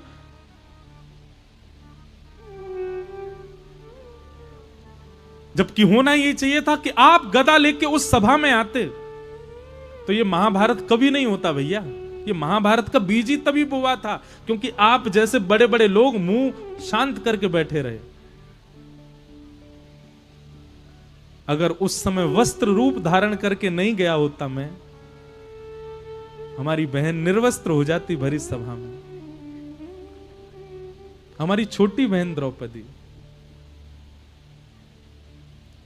हमारे भांजे अभिमन्यु को चक्रव्यूह बना करके मार दिया इन कौरवों ने। आप नहीं आए संभालने के लिए। जबकि मां तो एक मां होती है, पर मां का भाई तो भांजे का 2 बार मां मां मां। उसके प्रति तो 2 बार मां शब्द का प्रयोग किया। मां की जितनी ममता होती पुत्र में, मामा की दुगनी होनी चाहिए। हमारे भांजे को भरे भरे युद्ध में चक्रव्यूह बना करके मार दिया इन लोगों ने, तब तो नहीं आए आप। और आज इतनी बड़ी बात हो गई कि दुर्योधन की जंघा पर प्रहार हो गया तो बलराम जी अपनी तीर्थ यात्रा छोड़ के आ गए। वाह भैया, बलराम जी बिल्कुल शांत खड़े हैं सामने।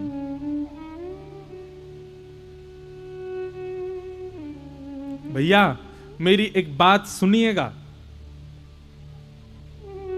दुर्योधन जैसे अधर्मी को मारने के लिए, दुशासन जैसे अधर्मियों को मारने के लिए यदि सामने वाले पक्ष को अधर्म का पालन करना पड़े तो वह भी धर्म है, वह भी धर्म है।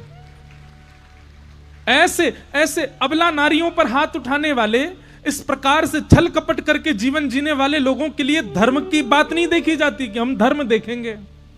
अरे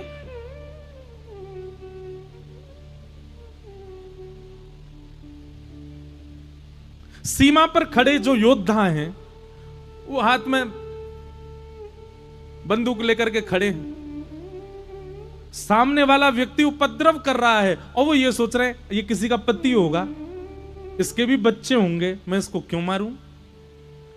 वहां अगर वो दया दिखाएगा तो वो अपने धर्म से च्युत हो जाएगा, अपने धर्म से विलग हो जाएगा। वहां वो दया नहीं कर सकता, वहां उसको ये विचार नहीं करना है कि ये भी किसी का पति है, इसके भी बच्चे होंगे। वहां उसको युद्ध करना ही पड़ेगा। क्यों? क्योंकि एक के प्रति ये बात करेगा तो वो एक बचने पर ना जाने कितनी माताओं को विधवा कर देगा, कितने बालकों को अनाथ कर देगा। भैया धर्म है, पर अधर्मियों के लिए धर्म का विचार नहीं करना है। ब्राह्मणों का वध नहीं होना चाहिए। शास्त्र आज्ञा करते हैं कि सबको मृत्यु दंड का अधिकार है, पर 2 लोगों को मृत्यु दंड नहीं देना चाहिए, चाहे वो कितना भी बड़ा अपराध करें। कौन? पहले ब्राह्मण और दूसरे माताएं बहनें। उनके अपराध का दंड मृत्यु दंड नहीं होना चाहिए। अब ये शास्त्रीय बात है। रावण भी तो ब्राह्मण था, स्वयं भगवान ने मार दिया उसको। हिरण्यकश्यप ब्राह्मण था, स्वयं भगवान ने मार दिया उसको। जब व्यक्ति अधार्मिक हो जाता है, अधर्मी हो जाता है, जब व्यक्ति आतताई हो जाता है, जब व्यक्ति क्रूर हो जाता है, जब व्यक्ति बालक और माताओं का रक्षक ना होके भक्षक बन जाता, वहां हम ये विचार करेंगे कि ये ब्राह्मण है, वहां हम ये विचार करेंगे कि धर्म क्या कहता है या नहीं कहता। वहां तो अधर्म से उसका वध ही श्रेष्ठ है, उचित है। दाऊ दादा हाथ जोड़ने लगे, बोले लाला मैं तेरी बात समझ गया। और महाभारत के उस कलह को जो वहां होने वाला था उसको ठाकुर जी ने संभाला।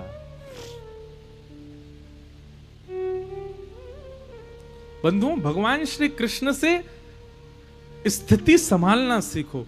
आप पढ़े लिखे नहीं हो, आप ज्यादा ज्ञानी नहीं हो, चलेगा, पर आप यदि सिचुएशन संभालना चाहते हो, आप स्थिति संभालना चाहते हो, एक सभा को संभालना चाहते हो, संभालना जानते हो, आप विवेकी पुरुष हो। और भगवान श्री कृष्ण से यही सीखिए कि सिचुएशन को कैसे संभाला जाता है, स्थिति को कैसे संभाला जाता है। कितनी बार दिखाऊं मैं आपको पूरी भागवत में कि कितनी बार सिचुएशंस को संभाला है ठाकुर जी ने। चाहे वो बाल अवस्था हो, चाहे वो विवाह की अवस्था हो, चाहे वो राजा की अवस्था हो, चाहे वो युद्ध की अवस्था हो, हर अवस्था में ठाकुर जी ऐसे संभालते हैं सबको।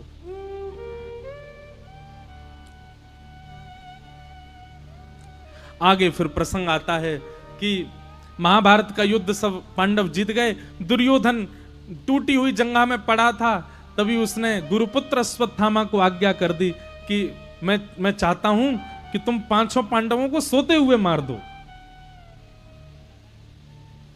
अश्वत्थामा सोते हुए पांडवों को मारने के लिए गया। भगवान सोते हुए पांडवों को उठा करके ले गए, सबको 5 को उठाया। बोले चलो, बोले कहां चलो, बोले हंस दिखा के लाता हूं। युधिष्ठिर बोले भगवान इतने दिन से थके हारे सोने दो। बोले कि देखो युद्ध जीतने के बाद राजा को हंस दर्शन करना चाहिए, शुभ होता है। पांचों पांडव उठ के बैठ गए, भगवान के साथ चले गए, पर द्रौपदी के 5 पुत्र सोते हुए रह गए। अंधेरे के कारण अश्वत्थामा को अंदाजा नहीं लगा, जल्दीबाजी में उसने सोते हुए 5 पुत्रों को मार दिया और उनके सर एक थैला में भर के ले गया कि जाके दिखाऊंगा कि देखो मैंने 5 को मार दिया। जैसे दुर्योधन के सामने जाकर के 5 के सर रखे, अंधेरा बहुत था, प्रकाश करके जब देखा बोले अरे मूर्ख, ये 5 पांडव नहीं है, ये द्रौपदी के 5 निर्दोष बालक हैं। अश्वत्थामा तो अब घबरा गया, ये तो मैंने अपराध कर दिया। प्रातः काल का समय हुआ, द्रौपदी रुदन करने लगी अपने बालकों के हत्यारे को अपनी बालकों के शव को देख करके। पांडव सब रुदन करने लगे, पर क्रोध में भर गए अर्जुन। अर्जुन क्रोध में भर के कहने लगे, द्रौपदी तुम एक आंसू भी मत बहाना, मैं तुमको वचन देता हूं, जिसने भी 5 बालक मारे हैं वो जीवित नहीं बचेगा, उसके रक्त से तुम्हारे केशों को रंगित कर दूंगा, मैं पकड़ के लाऊंगा उसको, उसका वध मैं अपने हाथों से करूंगा। अश्वत्थामा को पकड़ करके लाए, द्रौपदी के सामने प्रस्तुत किया।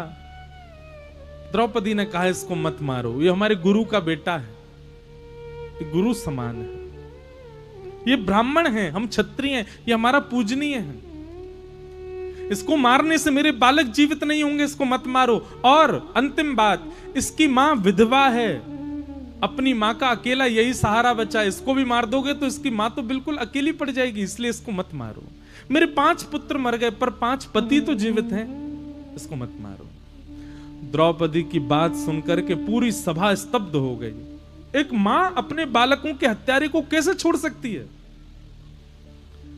पर भगवान श्री कृष्ण नेत्र सजल हो गए, द्रौपदी को अपने हृदय से लगा करके भगवान ने अपना नाम द्रौपदी को दे दिया। द्रौपदी, मैं कृष्ण हूं, मेरी बहन, तेरा नाम आज से कृष्णा। मैं दया का देवता हूं, तू दया की देवी है। अपने बालकों के हत्यारे को तू मुक्त कर रही है। बंधु, एक बात हमारी बहुत ध्यान से सुनना, दंड देना बड़ी बात नहीं है, पर अपराधी को क्षमा कर देना ये दंड देने से भी बड़ा दंड है। दुनिया में सबसे बड़ा दंड क्या है? किसी को क्षमा कर देना सबसे बड़ा दंड है ये। बहुत ध्यानपूर्वक सुनिएगा, थोड़ी देर और सुनो फिर हम विश्राम करेंगे। आप किसी व्यक्ति को जब उसके अपराध का दंड देते हैं तो आप उसको बोध करवाते हैं कि उसने गलत क्या किया, उसने गलत क्या किया। पर याद रहे, जब आप किसी के बहुत बड़े अपराध के प्रति उसको क्षमा कर देते हैं, जाओ मैंने तुमको क्षमा किया, आप उस व्यक्ति को उसके किए गए अपराध का बोध हर क्षण कराने के लिए छोड़ देते हैं। ऐसी शास्त्राज्ञा है। देखो, कुछ अपराध ऐसे होते हैं, कुछ पापजन्य अपराध होते हैं, उसमें क्षमा नहीं किया जाता। वो सब कौन होते हैं? वो सब आप सब जानते हो कौन कौन से ऐसे अपराध होते हैं। पर कई ऐसे दंड होते हैं, कई ऐसे अपराध होते हैं, उसके प्रति अगर आपने उसको क्षमा कर दिया तो ये आपने उसको छोड़ा नहीं है, बल्कि आपने उसको और घाटे में डाल दिया। क्योंकि आप दंड देते तो आप जितनी आपकी क्षमता उतना दंड देते, पर अगर आपने उसको क्षमा कर दिया उसका मतलब आपने इतना बड़ा दंड दे दिया है कि आप सोच भी नहीं सकते। क्यों? क्योंकि फिर आपका बदला प्रकृति लेगी उससे। मान लीजिए किसी ने आपके साथ बुरा किया और आपने उसको क्षमा कर दिया, तो प्रकृति को, मतलब पृथ्वी, अग्नि, जल, वायु, आकाश, ये पूरा ब्रह्मांड, इनको ये संकेत पहुंच जाता है कि इस व्यक्ति ने अपने साथ किए हुए अपराध का दंड नहीं दिया है। प्रकृति लगती है उसके पीछे, और प्रकृति ऐसा दंड देती है, प्रकृति ऐसा दंड देती है कि वो व्यक्ति जीवन भर रोता है कि मैंने क्या कर दिया। इसलिए दंड देना एक सामान्य बात है, पर क्षमा कर देना ये तो बहुत बड़ी बात है। या आपने उसको बहुत बड़ा दंड दे दिया है,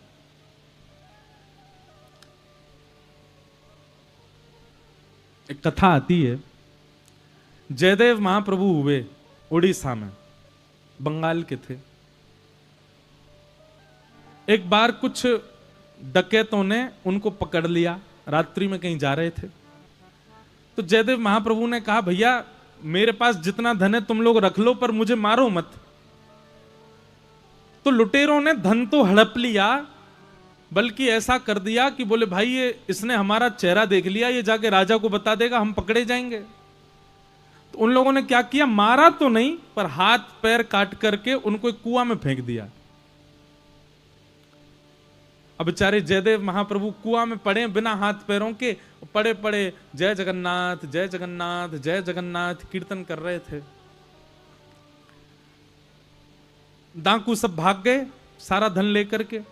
तभी वहां से एक राजा निकला। उस राजा ने जैसे सुना कि कोई ध्वनि आ रही है, उसने सैनिकों से कहा ढूंढो। तो देखा कुआं के अंदर एक बिना हाथ पैर का व्यक्ति पड़ा, रक्त रक्त निकल रहा है। उनको कुआं से निकलवाया और लेकर के अपने राज्य में गए, उनकी मल्लम पट्टी वगैरह करवाई। उनका ज्ञान देख करके राजा ने उनको अपना गुरु बना लिया। बोले हाथ पैर नहीं है तो क्या ज्ञान तो अद्भुत है इनका। और वो उस नगर के राजगुरु बन गए। कौन? जयदेव महाप्रभु। अब एक दिन राजा ने कहा, बोले गुरुदेव मुझे कुछ आज्ञा करो, मैं दान पुण्य करना चाहता हूं। तो जयदेव महाप्रभु ने कहा, एक काम करो, तुम नित्य के लिए अपने दरबार में 2 घंटा के लिए ब्राह्मणों को बुलाया करो, ब्राह्मण जो मांगा करें वो उनको दिया करो, जो आज्ञा। तो रोज राजा के दरबार में 2 घंटा के लिए ब्राह्मण ही आते थे और ब्राह्मण जो मांगते थे वो उनको देता था। इतना प्रचार प्रसार हो गया इस बात का कि दूर दूर से ब्राह्मण आने लगे। अब एक दिन वो 4-5 डकैत जिन्होंने उनके हाथ पैर काटे थे जयदेव, उनको ये बात पता चली कि एक राजा है वो ब्राह्मणों को मुंह मांगा दान देता है। ब्राह्मण बनने में क्या, चोटी रख लो, त्रिपुंड लगा लो, धोती पहन लो, जनेऊ धारण कर लो, बन गए ब्राह्मण। 4-5 डकैत ब्राह्मण वेश धारण करके चले गए। अब जैसे ही उन्होंने राजा के महल में प्रवेश किया, प्रवेश करते ही उन्होंने क्या देखा, राजा के बगल के सिंहासन पर बिना हाथ पैर के जयदेव महाप्रभु बैठे। और वो 5 तो घबरा गए, बोले ये तो हमको जानते हैं, हमने ही तो इनके हाथ पैर काटे थे, हमको तो लगा ये मर जाएंगे, पर ये तो बच गए। और अब तो भैया दंड के लिए तैयार हो जाओ, ये राजा से हमारी शिकायत करेंगे, राजा हमको पकड़ करके जेल में डालेगा। पर जयदेव महाप्रभु ने क्या किया, जैसे ही उन 4 को आते देखा, राजा से कहा, ओहो ओहो नगाड़े बजाओ, बाजे बजाओ, गाजे बजाओ, राजन देखो देखो कौन आया। राजा तो प्रसन्न हो गया, बोले कि ओहो मेरे गुरुदेव का कोई प्रिय आया। कौन है गुरुजी ये? बोले भैया हम 5 एक ही गुरुकुल में साथ में पढ़ते थे, ये मेरे मित्र हैं 4, इनका खूब सम्मान करो, खूब धन दो, खूब धन धान्य से इनको संपन्न कर दो। अब राजा दूसरों को जितना देता था उससे दुगना दुगना करके उन 4 को दिया। इतना दिया कि वो उठा ही नहीं पा रहे थे। तो राजा ने सैनिक दिए, बोले मैं सैनिक आपके संग भिजवा रहा हूं, ये सैनिक सारा सामान लेकर के आपके घर तक छोड़ के आएंगे। 4 थोड़े खुल गए। वो तो जयदेव महाप्रभु के पास, और मित्र कैसे हो? जयदेव महाप्रभु, हाँ मैं अच्छा हूं। जयदेव महाप्रभु जानते थे कि इन 4 ने मेरी स्थिति की, पर उन्होंने क्षमा कर दिया, दंड नहीं दिया। जैसे ही 4 जाने लगे सारा सामान लेकर के सैनिकों के साथ, तो सैनिकों ने कहा, बोले हमारे राजा ने बहुत बड़े बड़े लोगों को दान दिया, पर आप जैसा दान किसी को नहीं दिया। वो बिना हाथ पैर वाले जो गुरुजी हैं उनसे आपका क्या संबंध है, और उनके हाथ पैर कट कैसे गए? तो 4 क्या बोलते हैं, बोले अरे अब हम तुमको सच्चाई बता रहे हैं, हमारे साथ गुरुकुल में पढ़ता था वो, और एक दिन उसने हमारे गुरुजी के यहाँ चोरी करी। अब देखो झूठ बोल रहे हैं 4। एक दिन गुरुजी के यहां उसने बहुत महंगे रत्न की चोरी करी, तो गुरुजी ने हम 4 को आज्ञा कर दी, ये रत्न चुरा करके भागा है, इसको बीच जंगल में ले जाकर के वहां इसको मार दो, इसको मृत्यु दंड दे दो। गुरुजी की आज्ञा मान के हम 4 गए। अब हम चाह तो रहे थे उसको मारना, गुरुजी की आज्ञा तो थी मारने की, पर गिड़गिड़ाने लगा हमारे आगे, रोने लगा। उसने बहुत हाथ पांव उसके कांपे, उसके आंखों में आंसू देख के हम 4 ने उस पर दया कर दी, उसको मारा नहीं, उसके हाथ पैर काट दिए। वही तुम्हारे यहां राजगुरु बन के बैठा है। जैसे ही ये बात कही पृथ्वी फट गई और वो चारों पृथ्वी में समा गए। मतलब प्रकृति ने दंड दिया। एक तो सामने वाले के साथ तुम गलत करके आए, उसने तुमको क्षमा कर दिया, ऊपर से किसी ने पूछा तो तुम उसके इतना धन धान्य तुमको दिलवाया उन्होंने, ऊपर से तुम उनकी निंदा कर रहे हो, तुम झूठ बोल रहे हो। प्रकृति उनके भार को सह नहीं पाई और फट गई, बीच में से चारों समा गए। सैनिक दौड़ करके गए महाराज और जाकर के राजा को सारी खबर बताई। तो राजा ने जयदेव महाप्रभु से पूछा, भगवान ये क्या हुआ? तब जयदेव महाप्रभु कहते हैं, बोले देखो राजन, अपराध करने वाले को दंड देना सामान्य बात है, पर अपराध करने वाले को क्षमा कर देना ये सबसे बड़ा दंड है। मैंने उनको क्षमा कर दिया था, तो मेरी क्षमा का बदला प्रकृति ने लिया। आज के बाद प्रयास करना, कोई गलत करता आप उस पर चिल्ला भी देते हो ना, तो भी ये समझ लो कि आपने बदला ले लिया, आप क्षमा कर दो। क्षमा कर दिया इसका मतलब क्या है कि आपने उसको और कुएं में फेंक दिया, अब प्रकृति नहीं छोड़ेगी उसको। लेकिन फिर भी वैष्णव का स्वभाव दंड देना नहीं है, वैष्णव का स्वभाव क्षमा करो। क्षमा बड़े को चाहिए, बड़े लोगों का स्वभाव क्षमा। द्रौपदी ने क्षमा कर दिया, भगवान ने द्रौपदी को हृदय से लगा लिया और अपना नाम दे दिया, मेरा नाम कृष्ण, तेरा नाम कृष्णा। बोलो बाल कृष्ण लाल की जय। इस प्रकार द्रौपदी पर भगवान ने अनुग्रह किया। इसलिए कभी भी जय श्री कृष्णा मत बोला करो, जय श्री कृष्ण। आ की मात्रा लगाते वो द्रौपदी का नाम हो जाता है, भगवान का नाम कृष्ण है। द्रौपदी पर अनुग्रह किया। अर्जुन ने आधी दाढ़ी, आधी मूंछ, आधे केश और शिखा छेदन करके अश्वत्थामा को छोड़ दिया। अश्वत्थामा अपने ऊपर किए गए अपमान का बदला लेने के लिए गया और उसने देखा कि इन पांडवों का वंश वैसे तो खत्म हो चुका है, पांचों बालकों को मैंने, और मैं ऐसा क्या करूं कि इन पांडवों का वंश यहीं रुक जाए, इसके आगे बढ़े ही ना, इनके यहां तर्पण करने वाला भी ना बचे। तब अश्वत्थामा ने विचार किया कि पांडवों के वंश में अर्जुन की पुत्र वधू, मतलब अर्जुन के बेटा अभिमन्यु, वो तो रहा नहीं, लेकिन उसकी पत्नी, विधवा पत्नी अभी गर्भवती है। अगर उसके गर्भ का बालक मर जाए तो इन पांडवों के यहां पानी देने वाला भी कोई नहीं होगा। और उसने बैठे बैठे अपने भवन से ही ब्रह्मास्त्र अभिमंत्रित करते हुए उत्तरा के गर्भस्थ शिशु को मारने के लिए छोड़ दिया। आकाश से जैसे ही बाण आने लगा, उत्तरा ने जैसे ही बाण को देखा, दोनों भुजा उठा करके दौड़ी श्री कृष्ण के पास। भगवान श्री कृष्ण क्या कर रहे थे? भगवान श्री कृष्ण रथ में बैठ करके द्वारिका जा रहे थे। भगवान ने कहा भैया महाभारत युद्ध हो गया, सब जीत गए, अब मैं द्वारिका जाऊं। जैसे ही द्वारिका जाने को प्रस्थान करने लगे, उत्तरा दौड़ी भगवान के पास कि पाहि पाहि महायोगी देव देव जगतपते नान्यम तद्भयम पश्ये यत्र मृत्यु परस्परम। पूर्ण समर्पण, एक क्षण भी उसने विचार नहीं किया।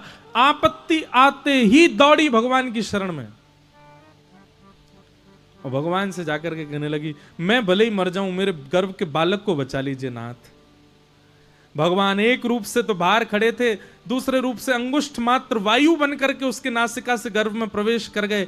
अपनी चक्रा नाम की गदा को इतनी द्रुत गति से ठाकुर जी ने गर्भ में जाके घुमाया, आकाश में ही ब्रह्मास्त्र नष्ट हो गया और उत्तरा के गर्भ के बालक की रक्षा हो गई। बोलो भक्त वत्सल भगवान की। ये बालक कौन है? यही बालक है परीक्षित। कौन है? एक बात सुनिएगा, ये कोई ऐसी मनगढ़ंत बात नहीं है, बहुत ऊंची बात है। हमारे पूज्य पिताजी महाराज के गुरुदेव पूज्य श्री रामानुज गुरु जी कहा करते हैं, क्या भगवान गर्भ में चले गए रक्षा करने? वो गर्भ जो इतना अपवित्र होता है।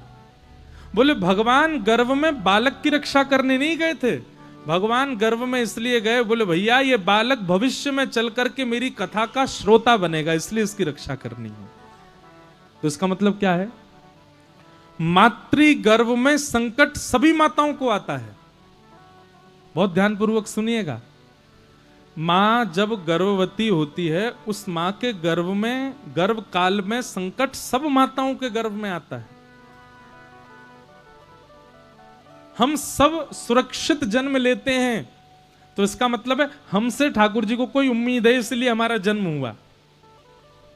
किसी को ठाकुर जी चाहते हैं कि संसारी बने, किसी को ठाकुर जी चाहते हैं बहुत बढ़िया व्यापारी बने, किसी को ठाकुर जी चाहते हैं कुछ बने कुछ बने। पर इस पंडाल में हम जितने भी लोग बैठे हैं, हम सबकी रक्षा स्वयं ठाकुर जी ने मातृगर्भ में आके करी। क्यों? क्योंकि आज हम कथा सुन रहे हैं, ये इस बात का प्रमाण है कि श्रोताओं की रक्षा भगवान ही करते हैं। हम सबकी मातृगर्भ में रक्षा श्री ठाकुर जी ने की है, इसीलिए हम कथा में बैठे।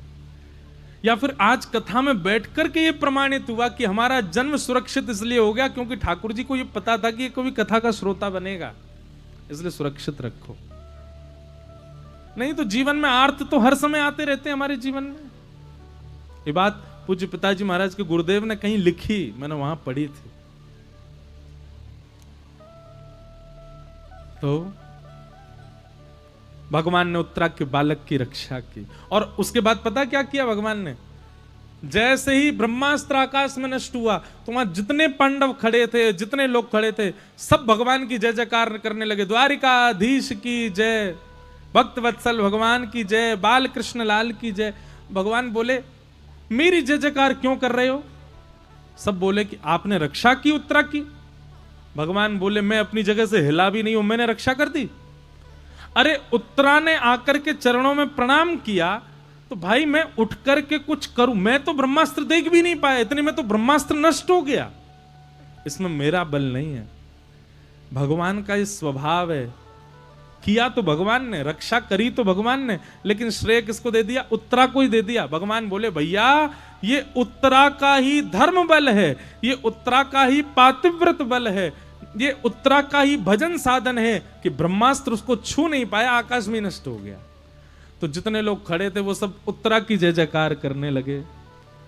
दूर खड़ी कुंती मंद मंद मुस्कुरा रही, बोले बड़े चतुर हो आप, स्वयं रक्षा करते हो, स्वयं सब स्थितियां संभालते हो, लेकिन आपका स्वभाव है दूसरों को मान देना, दूसरों को सम्मान देना।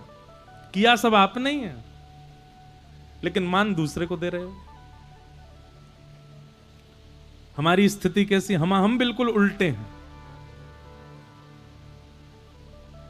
काम किसी और ने किया है, पर हम चाहते हैं हमारा नाम भी अखबार में आ जाए।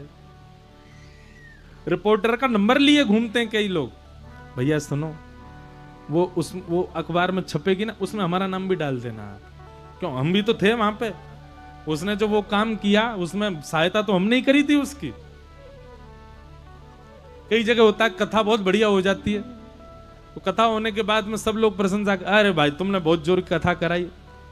कुछ लोग कहते हैं पैसा तो हमने ही दिए थे इसको कथा कराने के, सहायता तो हमने ही करी थी, इसने कथा कराई तो क्या हो गया, पंडाल तो हमने ही बनाया था, इन्होंने कथा कराई तो क्या हुआ, व्यास जी को नंबर तो हमने दिया था व्यास जी का, इनसे कराओ कथा। लोग श्रेय लेने के कितने आदी हो जाते हैं, लोगों को श्रेय लेना कितना पसंद है। हमारे ठाकुर जी ये दूसरों को श्रेय देते हैं। मेरा आपकी कृपा से सब काम हो रहा है, करते हो तुम कन्हैया मेरा नाम हो रहा है। अमानी नाम मान देना, ठाकुर जी अमानी है, दूसरों को मान देते। भगवान ने उत्तरा के बालक की रक्षा की, कुत्ती स्तुति हुई। आगे फिर और प्रसंग आते हैं। फिर वो बालक धीरे धीरे बड़ा हुआ, उसी बालक को कलयुग मिला, कलयुग को 5 स्थान प्रदान किए। बालक ने एक ब्राह्मण का अपमान किया, उस ब्राह्मण के बालक ने परीक्षित को 7 दिन में मरने का श्राप दे दिया। अब इससे आगे का जो प्रसंग है वो हम कल से सुनेंगे 4 बजे से। अच्छा, कल की एक विशेष जानकारी सुनो। कल है भागवत में कृष्ण जन्मोत्सव। क्या है? नंद घरा नंद भयो जय कन्हैया लाल। तो कल भैया नंदोत्सव होगा कथा में। कानपुर वासियों से हमारी प्रार्थना, कल पीले पीले बन के आना, सब पीत पीत वस्त्र पहन करके आना, सुंदर सज धज के आना, बढ़िया लगने चाहिए ग्वाला से। जितने पैंट शर्ट वाले आए हैं सब कल धोती पहन के आना, और जितनी माताएं सब बढ़िया हमारी ऐसी ब्रजवासिन बन के आओ। और कल कथा हम, अब आप उठ के जाने लगते हैं तो हमको लगती है अरे यार दूर जाना होगा, कथा पूरी कर दें क्या। कल अगर कोई उठ के गया तो उसको अपने बगल वाले की सौगंध है। अगर कोई उठ के जा रहा हो तो उसको कह देना भैया तुमको मेरी कसम लगी हुई है, काय को जा रहे हो, मुझे अपने प्राण प्यारे हैं। पर कथा में जो सौगंध लगती है ना, उससे प्राणों पर कोई असर नहीं होगा, बस एक छींक आएगी आपको, इतना ही होगा बस। तो इसलिए कल ठाकुर जी का उत्सव मनाएंगे। कल कथा थोड़ी देर तक चलेगी, विलंब हो जाएगा कथा में, थोड़ा ही विलंब होगा। इसलिए आप सब लोग पहले से ही अपने सारे काम जो हैं उनसे निवृत्त होकर के आए।